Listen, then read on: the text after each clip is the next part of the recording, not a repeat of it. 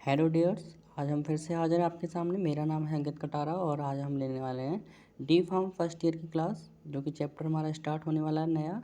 Diuretics chapter number 8 है और आपका जो सब्जेक्ट है वो है फार्मास्यूटिकल केमिस्ट्री से, और इसका चैप्टर नंबर 8 है। तो सबसे पहले चैप्टर का नाम है डायरेटिक्स। डायरेटिक एक ऐसी ड्रग होती है जो कि आपके यूरिन फॉर्मेशन को कराने में हेल्प करती हैं। ठीक है, सबसे पहले हम जानेंगे डायरेटिक ड्रग्स को। पढ़ने से पहले एक हम ओवरव्यू लेते हैं अपना, कि हमारा जो यूरिन फॉर्मेशन है वो कहाँ पर होता है और किस प्रकार से होता है और किस चीज़ में होता है। ठीक है, तो हमारा जो बेसिकली यूरिन जो है हमारा किडनी से फॉर्म होता है, और हमारा जो यूरिन फॉर्म होने का मतलब है हमारा जो ब्लड है वो फिल्ट्रेशन होता है।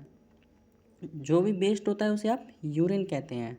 ओके, जब आपके ब्लड में जो इम्प्योरिटीज़ होती हैं उनको आप किस तरीके से वो फिल्टर होती है, और वो किस तरीके से फिर आपके ब्लड में ब्लड जो है आपका सैचुरेटेड, अच्छा ब्लड जो है सैचुरेटेड ब्लड जो है वो आपके आर्टरी तक फिर तक पहुंचता है। ठीक है, सबसे पहले देखते हैं किडनी क्या होता है। किडनी जो है आपकी एक ऑर्गन है जो कि आपके एब्डोमिनल कैविटी में पाई जाती है। ठीक है, और जो कि 2 पार्ट में डिवाइड होती है। दो दो पार्ट होते हैं किडनी के, राइट एंड लेफ्ट। ठीक है, वो दोनों पार्ट आपके आर्टरी एंड वेन से कनेक्ट होते हैं, जिसकी मदद से आपका ब्लड सैचुरेशन के लिए आता है, फिल्ट्रेशन के लिए आता है, और फिल्टर होने के बाद में वो वापस आपके हार्ट तक पहुंच जाता है। ठीक है, तो आप जैसा कि इसमें देख पा रहे होंगे, जो हमारा स्ट्रक्चर है उसमें आप देख पा रहे होंगे कि रेड कलर का जो है वो आपकी आर्टरी है, और ब्लू कलर की जो आपकी वेन है। ये दोनों शो करती हैं आपको कि यहाँ पर आपका ब्लड आ रहा है और ब्लड फिल्ट्रेशन होने के बाद में वापस हार्ट के पास जाता है। ठीक है, फिर उसके बाद में आप देख रहे होंगे कि जो आपकी रेड कलर की जो वेन आर्टरी है वो आपकी किडनी से कैसे कनेक्ट है, और फिर ब्लू कलर की किस तरीके से कनेक्ट होती हैं। दोनों की दोनों आपकी बोथ किडनी से कनेक्ट रहती हैं। जो आपकी किडनी है उसके अपर पार्ट पे आपके 2 ग्लैंड रहते हैं, उन ग्लैंड का नाम होता है एड्रिनल ग्लैंड। ठीक है, अब इसी स्ट्रक्चर के बाद में अब हम पढ़ेंगे कि जो किडनी होती है उसका बेसिक यूनिट सेल क्या होता है। जैसा कि आप लोग इस स्ट्रक्चर में देख पा रहे होंगे, ये स्ट्रक्चर आपका एक नेफ्रॉन है। बेसिकली जो आपकी किडनी है उसका बेसिक यूनिट सेल का नाम होता है नेफ्रॉन। ठीक है, कन्फ्यूजन मत होना नेफ्रॉन और न्यूरॉन में। न्यूरॉन सेल जो होता है वो आपका ब्रेन के लिए होता है, नेफ्रॉन सेल आपका किडनी के लिए होता है। सबसे पहले पढ़ते हैं हम कि जो रेड मार्क आप देख रहे होंगे वहाँ से स्टार्टिंग होती है नेफ्रॉन स्ट्रक्चर की। ठीक है, तो जो रेड कलर का आपको एक कैप्सूल जैसा दिखाई दे रहा है वो आपका ग्लोमेरुलस कहलाता है, और ये आपके filter small solid from the blood. आपकी ब्लड में जो स्मॉल पार्टिकल्स होते हैं, स्मॉल जो भी सॉल्यूट्स होते हैं उनको ये फिल्टर करता है, और इसे आप बोमेन कैप्सूल भी कहते हैं। ठीक है, उसके बाद में अगर आप आगे बढ़ते हो तो सेकंड जो है वो प्रॉक्सिमल कॉन्वोल्यूटेड ट्यूब्यूल कहलाता है। ये ट्यूब्यूल में आपके आयंस का रीएब्जॉर्प्शन होता है, वाटर का रीएब्जॉर्प्शन होता है, न्यूट्रिएंट्स का रीएब्जॉर्प्शन होता है, और जितने भी टॉक्सिन्स होते हैं आपकी बॉडी के अंदर उनको वो रिमूव करता है वहाँ से, और आपके जो फिल्ट्रेट का पीएच है उसे वो एडजस्ट करके चलता है। उसके बाद में थर्ड जो है आपका ये डिसेंडिंग लूप ऑफ हैनल होता है, जिसमें कि आपके aquaporins allow water to pass from the filtrate into the intestinal fluid.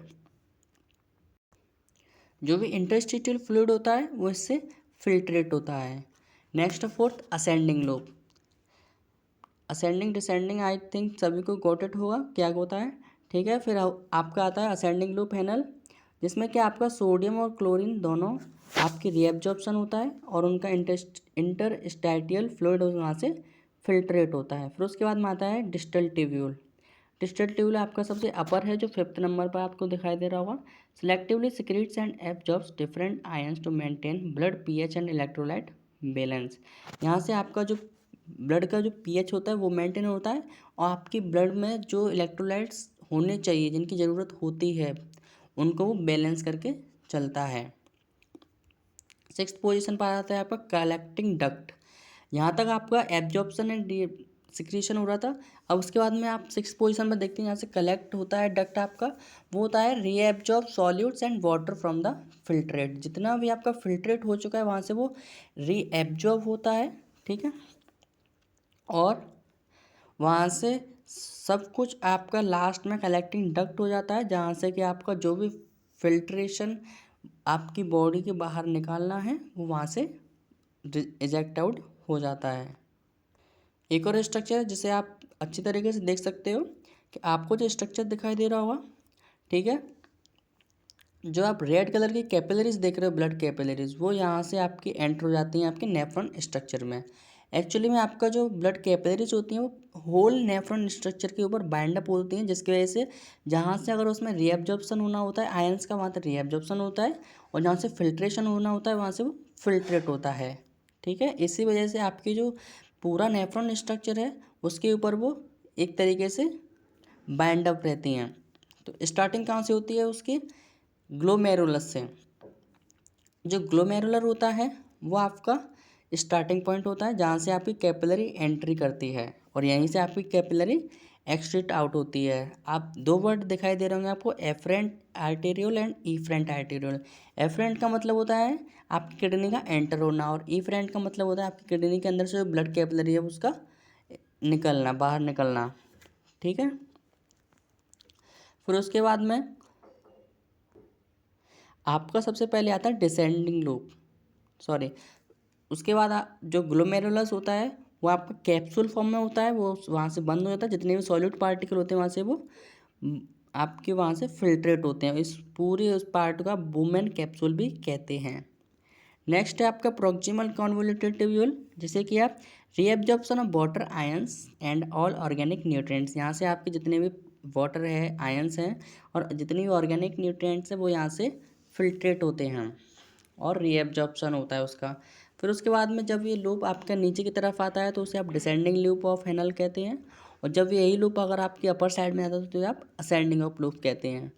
इसे थिन और थिक पार्ट में डिवाइड किया गया है, थिन डिसेंडिंग लिम्ब और असेंडिंग लिम्ब, और फिर थिक असेंडिंग लिम्ब। जब ये नीचे की तरफ आता है तो ये पतला होता जाता है, जैसे ही इसका पार्ट अपर की तरफ जाते हैं तो इसकी जो चौड़ाई है वो मोटी होती जाती है, थिक होती जाती है, और इसका एब्जॉर्प्शन होता है क्लोराइड आयंस और सोडियम आयंस का, जिसकी वजह से आपका जो वाटर आपकी बॉडी के अंदर इलेक्ट्रोलाइट्स की कमी होती है तो उसे वो पूरा करता है यहाँ से, ठीक है। उसके बाद में आता है डिस्टल कन्वोल्यूटेड ट्यूब्यूल, जिसका काम होता है आपका सोडियम आयन और कैल्शियम आयन को आपकी बॉडी के अंदर रीएब्जॉर्ब करना with the help of water. और ये आपका जितना भी जो डिस्टल कन्वोल्यूटेड ट्यूब्यूल होता है वो आपके हार्मोनल कंट्रोल में होता है, जितने भी हार्मोन्स रिलीज होते हैं इसके एडिनल ग्लैंड की वजह से रेगुलेट करके चलता है। नेक्स्ट लास्ट आता है कलेक्टिंग डक्ट, जहाँ से आपके जितने भी वाटर आयंस हैं, पोटेशियम आयन है, हाइड्रोजन है, बाइकार्बोनेट आयंस है, वो यहाँ से बाहर निकलते हैं जो फिल्ट्रेट आपका हो चुका है। सबसे पहले डायरेटिक्स पढ़ने से पहले हमको एक ओवरव्यू देखना होता है किसका? किडनी का, और किडनी के अंदर जो भी यूनिट सेल है नेफ्रॉन, उसको क्या काम होता है वो हमें देखना होता है। सो क्लास आज हम इस क्लास को यहीं पे क्लोज करेंगे। उसके बाद में हम नेक्स्ट क्लास जो होगी उसमें देखेंगे डायरेटिक्स का क्लासिफिकेशन और उसके स्ट्रक्चर और उनकी कौन कौन सी जो ड्रग हैं वो यूज़ होती हैं, उसके साइड इफ़ेक्ट सब कुछ देखेंगे, ठीक है। ये सिर्फ आपके ओवरव्यू था आपको समझाने के लिए। Thank you class.